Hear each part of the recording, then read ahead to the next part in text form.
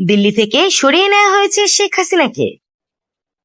গেল বছর 5 আগস্ট ছাত্র জনতার প্রবল গণ আন্দোলনের মুখে বাংলাদেশ ছেড়ে ভারতে আশ্রয় গ্রহণ করেন সাবেক পতিত শেখ হাসিনা। বিভিন্ন দেশ মুখ ফিরিয়ে নিলেও আশ্রয় দেয় ভারত। বিভিন্ন গণমাধ্যমের খবর বলছে, ভারত শেখ হাসিনার জন্য নিশ্চিত করেছে সাদা পোশাকের বিশেষ নিরাপত্তা বাহিনী। শেখ হাসিনা চলে যাওয়ার পর 2 দিনের মধ্যে তাকে সরিয়ে নেওয়া হয় দিল্লিতে। এরপর থেকে সেখানেই বসবাস করে আসছিলেন এই শেখ হাসিনা। তবে এবার সেখান থেকেও তাকে সরিয়ে নেওয়া হয়েছে।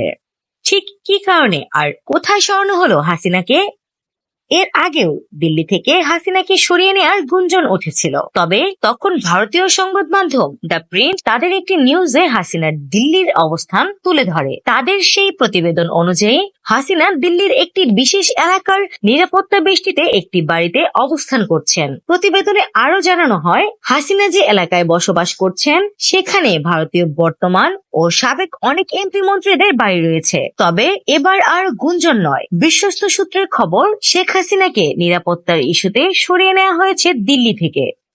দিল্লির একটি জাতীয় দৈনিকের তথ্য অনুযায়ী বর্তমানে দিল্লি থেকে সরিয়ে হাসিনাকে স্ট্যান্ড কমান্ডের একটি নিরাপদ জোনে রাখা হয়েছে। যদিও ভারতীয় প্রশাসনের কেউ এ বিষয়ে কোনো স্পষ্ট বক্তব্য এখনো পর্যন্ত দেয়নি।